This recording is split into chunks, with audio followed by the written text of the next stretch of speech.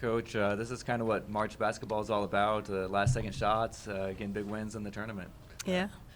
Just super excited that we're still playing and that we have opportunities to experience things like that. I've coached Bella 5 years, and I've never set up a play for her to take the last shot.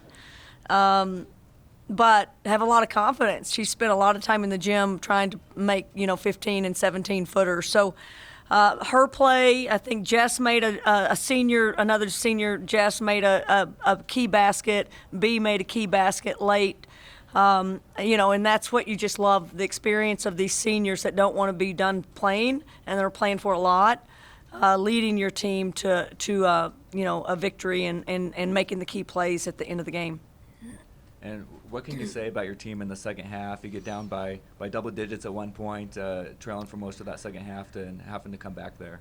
Well, I could say a lot about us in the first minute and a half when we messed up on a few things. So, again, another bad coming out of halftime, and that's on me. That's not we just didn't do as well as we could. I think it's just a credit to Toledo. I mean, I think looking at this stat sheet, it was just a unbelievably evenly played game against two very comparable teams.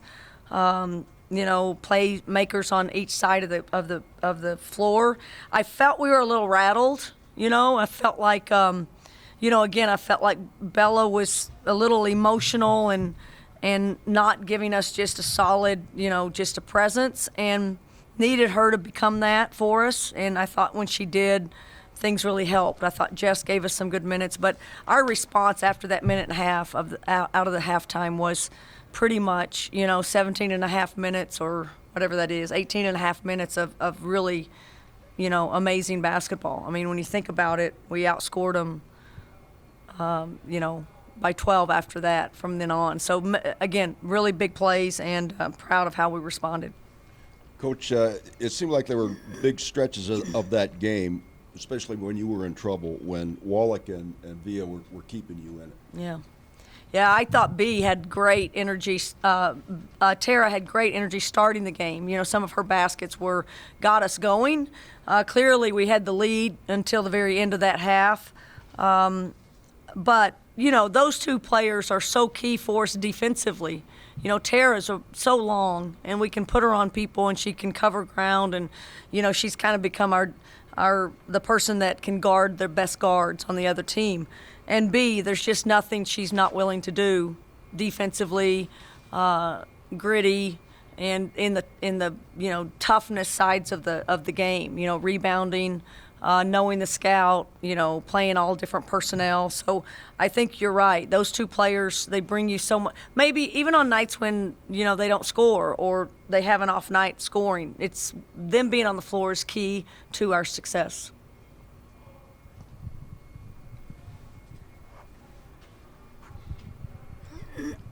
You've talked a lot about aggressiveness throughout this season. How would you characterize your team's aggressiveness tonight and the role it played?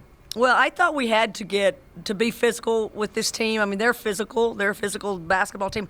I was surprised that we were 34-30 at half a little bit, and clearly, not quite as much scoring in the second half. I thought it became a very slugfest in some ways. Deep clock, they would make a play in the last 5 seconds of a shot clock. I think I'll pop in the film and see really good effort, and then just a really good play by them or a really good play by one of our players to get a basket. Again, I think teams that are winning right now still are really good rebounding teams and are really physical teams and are tough. They do the hard stuff of the game even when the ball's not going in the basket. And I think in those areas I feel like we're still improving and becoming better. Certainly on the defensive end, I thought we closed some things up and I think that's the reason why we got this win.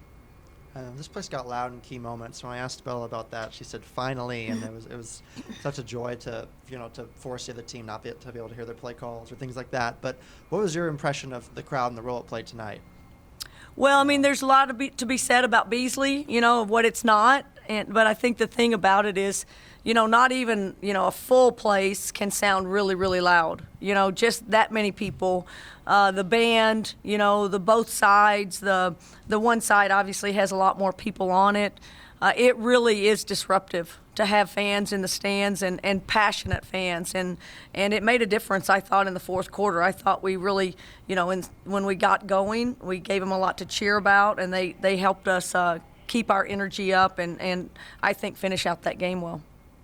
And with Bella, this being Bella's last game in Beasley, what have you seen kind of from her, if you had to sum up her journey to this moment to make that big shot at the end? What has kind of been Bella's journey to this moment? Well, I felt like we fought the entire game. She thought I was picking on her, and I was not happy with some of her responses to what was going on. But again, you get the best. You get both of Bella. And exactly what she's thinking is usually what you see. If she's a little frustrated, it's going to come out. If she's happy, she's stomping her feet and celebrating plays. And she has so much, I guess, charisma.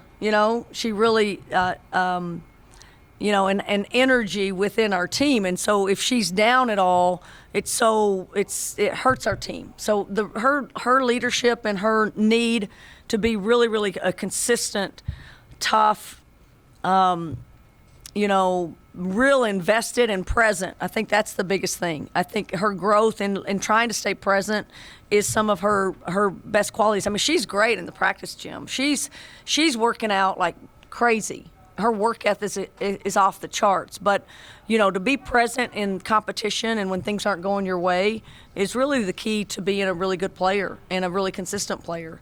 And that is what's continuing to grow and what she's, I think that's the biggest area that she's improved on. That last shot, like I said, we've never drawn up a play for her, but have a lot of confidence in her to be able to make that 17-foot shot. And she stepped right into it and made that shot.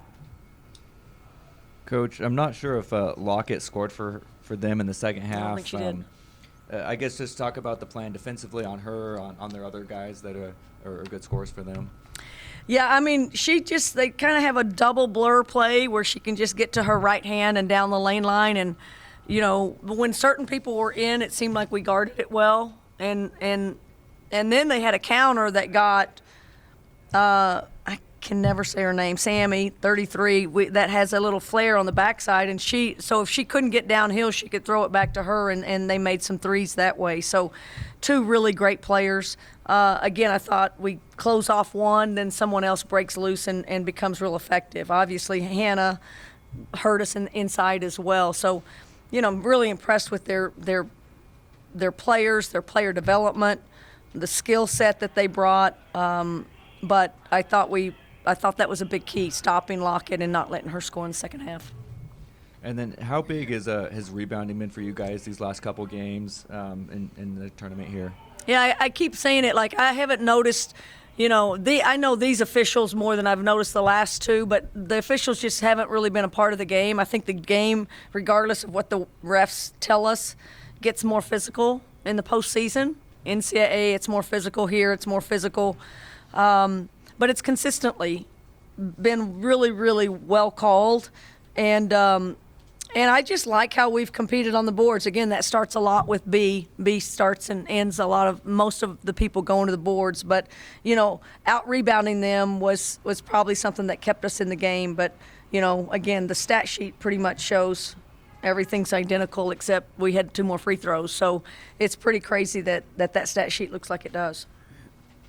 And then I know obviously the game just ended, but what just your initial thoughts going into semifinals?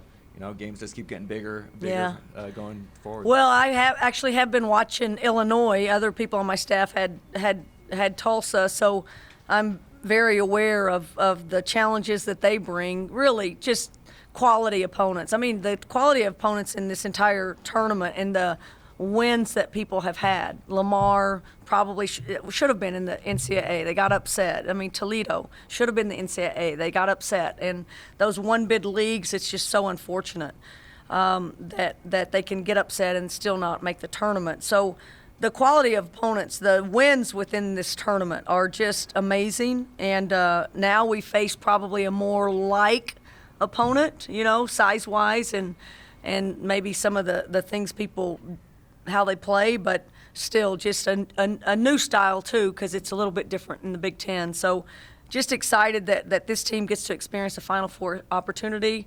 WBIT has been just amazing, all the people involved with it. Our team has gotten more excited, and you saw the response. I mean, they probably don't want to come to practice, but they want to go to a Final Four and keep playing the game. So it's going to be and I think we have to spend some time and watch Hoosiers, because they have no idea about the arena we're going into. So it's just a new generation. We gotta catch them up to the what this is all about, and just the historical, areas that we can teach them on. So again, first time ever in this program to do something like this. First time ever tournament that really just feels like a really big deal. So appreciate being a part of this WBIT, and clearly excited and thrilled that we're going to go to the Final Four.